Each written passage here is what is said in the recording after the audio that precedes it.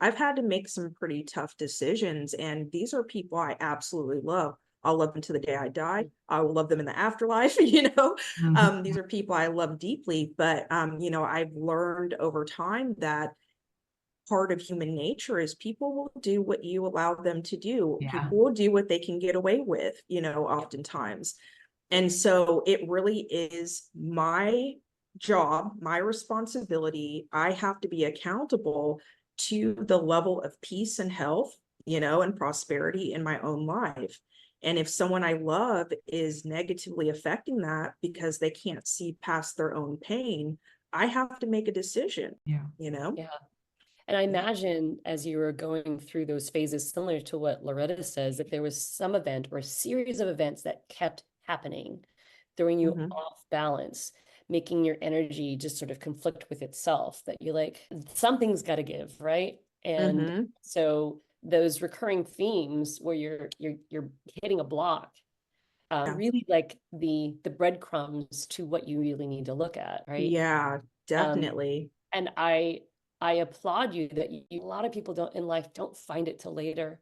It requires some big thing that happens to them. They get laid off, they go through a loss of some sort.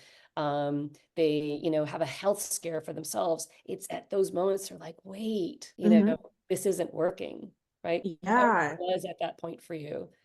So I even can just, I can attest to that because it took me a lot longer in life to kind of break away from my mask. Mhm. Really at a young age. I mean, that's really all I remember is caretaking very much emotionally because my parents were young when they got married, and I think my mom had a lot of unhealed wounds from growing up, probably the worthiness wound and the prioritization wound. And so I felt like responsibility to make up for that for her. Mhm. And so I was her counselor in the relationship with my dad and took care of her and just really wanted to make her happy. But I did that my whole life. And then it wasn't Wow. until I was in coaching program. I think I've told this story before, but it wasn't until 2019. Gosh, that makes me, I was in my late 40s when I said, you know what, I'm going to move out of the state, which I never really wanted to live in Florida, but I was there for my parents and my kids were ready to move. And I said,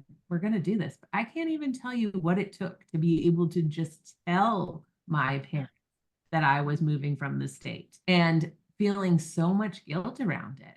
And even when I Mhm. finally did it, I had one of my brothers reach out to me and said, did you join a cult? What are you doing? Like, Oh, no. what? No. You're leaving mom and dad? Like, what? And it, like, I actually believed all that Wow. stuff. And I look back now and I think I see you, Ariel, you definitely learned to prioritize yourself. And it's such a beautiful thing because, you can live authentically now. And sometimes you do have to break away and you do have to kind of make some bold moves. And now, like, my bold move to me was a bold move, but to most people, it would be like, what? It's fine.